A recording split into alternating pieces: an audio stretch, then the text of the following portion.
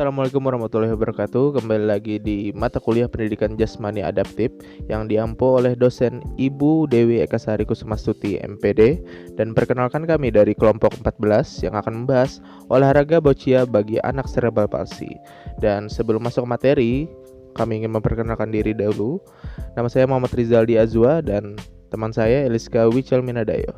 Baik, kita langsung masuk ke materi yang pertama. Teori cerebral palsy.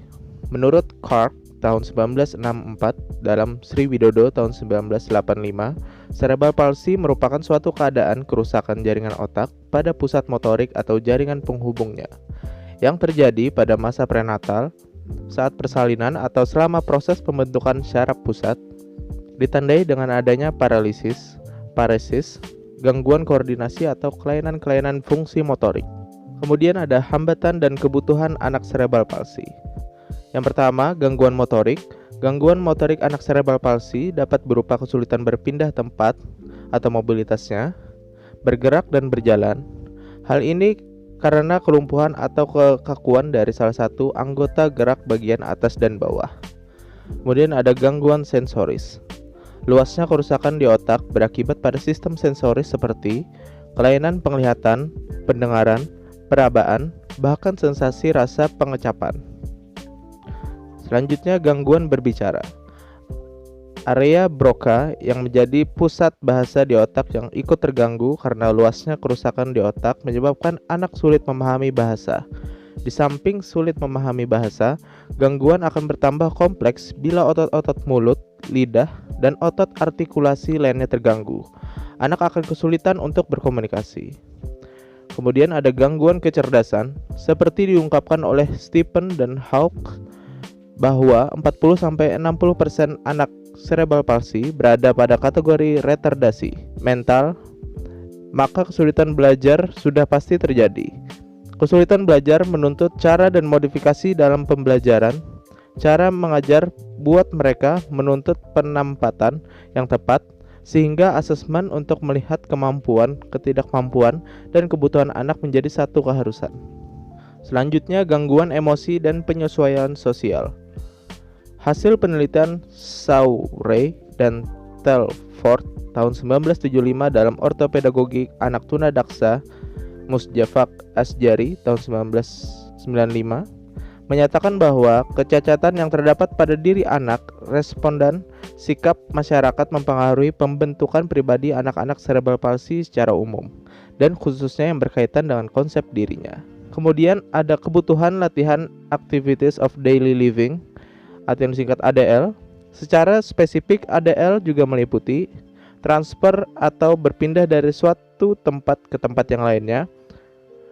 Kemudian berlatih menggunakan alat bantu, walker maupun kruk, di dalam maupun di luar ruangan.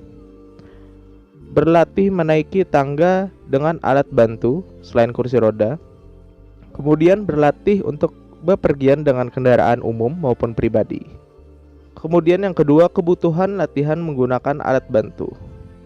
Secara umum, jenis alat bantu yang biasa digunakan adalah walker, kruk, brace, dan kursi roda. Namun, untuk memampukan anak melakukan kegiatan dasarnya sendiri, perlunya bantuan dari orang tua dan guru untuk mengajarkan dan membiasakan mereka untuk menggunakan alat lain seperti misalnya sendok dan garpu yang sudah disesuaikan atau dimodifikasi dengan kemampuan anak. Yang ketiga, ada kebutuhan terapi untuk menguatkan sendi dan otot. Latihan untuk sendi dan otot pertama difokuskan untuk menguatkan tangan dan kaki agar anak mampu memegang benda-benda dan kaki agar anak mampu berbalik ke kiri dan ke kanan, lalu kemudian mampu merangkak. Jika anak mampu merangkak, maka latihan berikutnya akan lebih berfokus pada latihan untuk duduk dan nantinya latihan berdiri. Yang keempat, ada kebutuhan terapi sensori motorik. Selain terapi atau latihan untuk menguatkan otot dan sendi, latihan lain yang dibutuhkan anak cerebral palsy adalah terapi yang berfokus pada sensorik dan motoriknya. Tujuan terapi tersebut adalah untuk meningkatkan rangsangan terhadap motorik halusnya. Bentuk latihan pada terapi sensorik dan motorik dibedakan menjadi dua, yaitu kondisi cerebral palsy, placid atau lemah, dan spastik, kuat. Untuk cerebral palsy placid, latihan akan lebih berfokus pada bentuk latihan neurostruktur Sedangkan latihan untuk kondisi cerebral palsy spastik adalah dalam bentuk message. Setelah neurostruktur, maka latihan akan dilanjutkan dengan neuro development treatment dan bobat yang berfungsi juga untuk meningkatkan kemampuan motorik kasarnya. Kemudian ada teori olahraga. Olahraga adalah suatu bentuk aktivitas fisik yang terencana dan terstruktur yang melibatkan gerakan tubuh berulang-ulang dan ditunjukkan untuk meningkatkan kebugaran jasmani. Olahraga merupakan sebagian kebutuhan pokok dalam kehidupan sehari-hari karena dapat meningkatkan daya tahan tubuh seseorang. Olahraga dapat dimulai sejak usia dini hingga usia lanjut dan dapat dilakukan setiap hari. Menurut Jan Purba tahun 2011, jika seseorang melakukan olahraga secara rutin maka akan dapat meningkatkan massa ototnya karena latihan tersebut dapat merangsang sel otot untuk tumbuh menjadi lebih besar dan sel-sel otot yang semula istirahat akan kembali menjadi aktif lagi. Kemudian ada olahraga boccia. Boccia merupakan salah satu cabang olahraga anak berkebutuhan khusus dengan diagnosa cerebral palsy yang ada di dunia. Boccia adalah olahraga presisi yang bisa dilakukan oleh siapa saja. Gangguan ataksia, hipertonus, atetoid, dan keterbatasan dalam koordinasi menjadi kriteria yang memenuhi syarat untuk olahraga boccia. Boccia merupakan suatu olahraga yang dimainkan dengan cara pemain harus menempatkan bola boccia warna merah atau warna biru sedekat mungkin dengan bola target yang disebut palina yang berwarna putih. Para olahraga ini telah disahkan sejak 2013 oleh Bocce International Sport Federation. Olahraga boccia ini diperkenalkan di Indonesia mulai tahun 2017. Seluk-beluk olahraga boccia. Permainan boccia menjadi lebih populer secara umum sebagai salah satu olahraga internasional dengan tujuan untuk kompetensi dan rekreasi pada tahun 1984.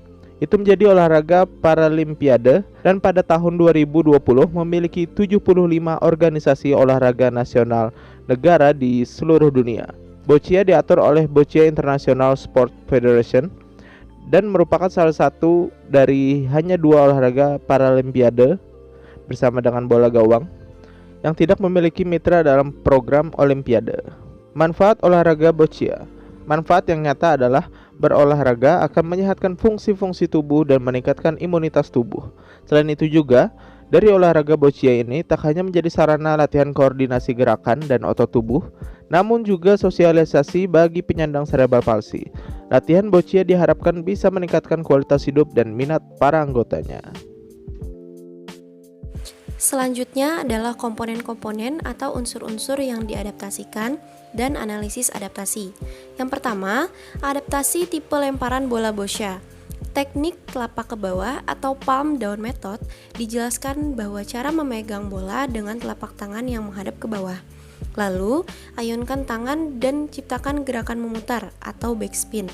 Biasanya hal ini dimainkan di lapangan yang keras atau artificial turf, yang mana sebaiknya untuk anak dengan cerebral palsy teknik ini ditiadakan.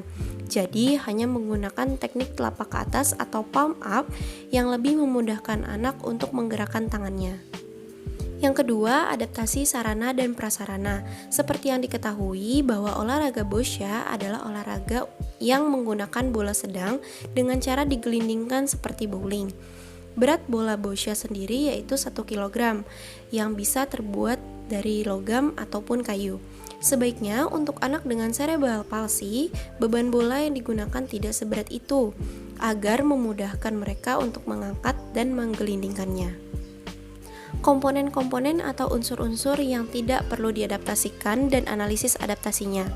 Boccia memang pada awalnya dirancang untuk penyandang cerebral palsy, tetapi sekarang olahraga boccia dimainkan oleh orang-orang dengan berbagai kondisi.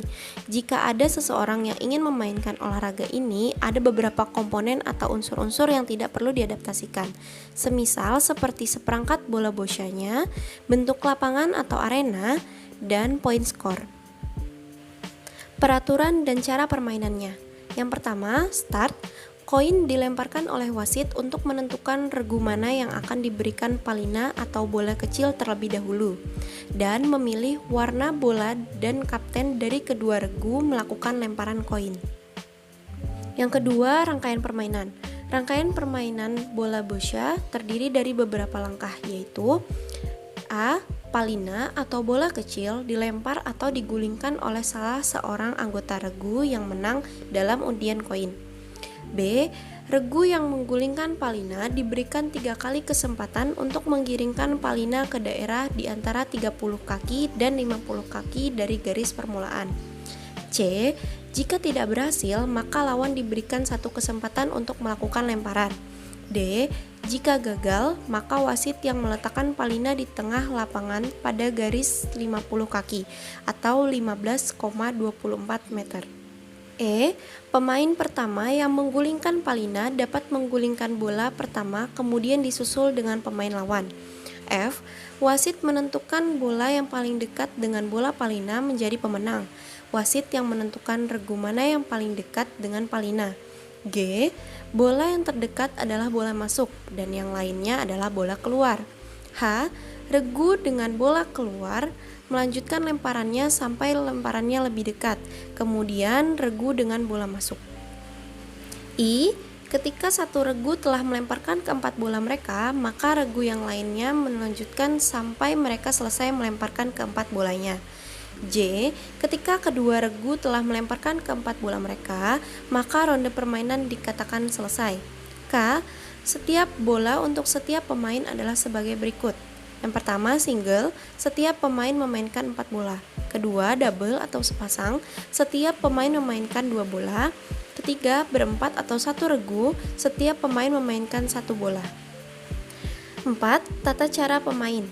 Pemain dalam permainan bola boccia perlu mengikuti dan mematuhi peraturan di lapangan, yaitu yang pertama, jika bukan giliran melempar berarti atlet berdiri dengan tenang dan tetap berdiri di luar lapangan. Kedua, pemain harus menunggu hingga ronde selesai sebelum bergerak ke ujung lain dari lapangan.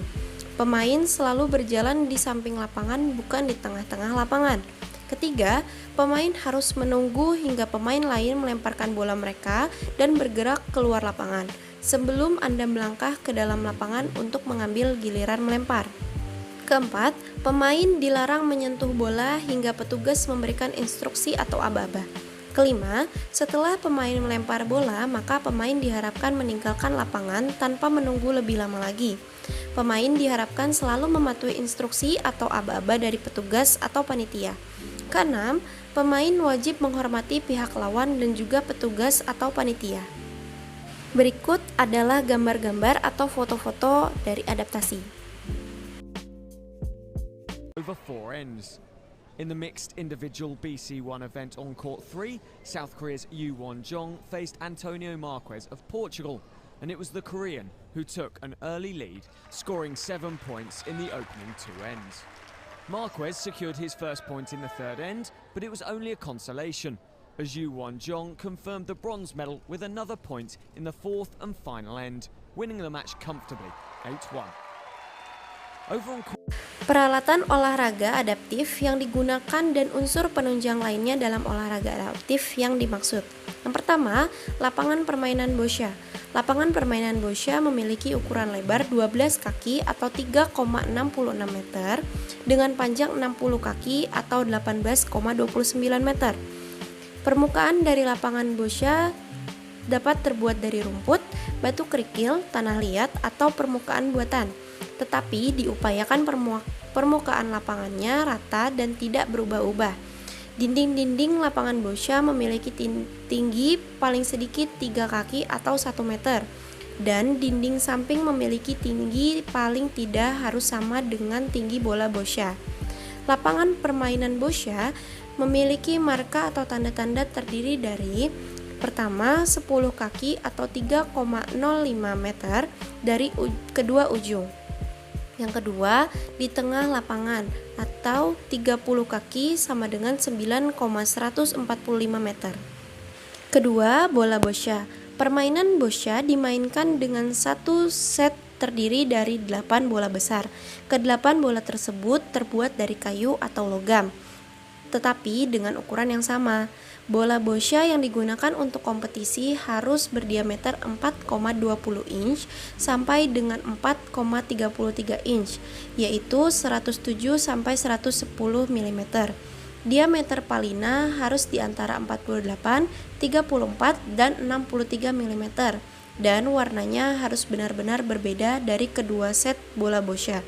Bola untuk satu regu harus berisi dan dapat terlihat berbeda dari 4 bola milik regu lawan. Yang ketiga, bendera.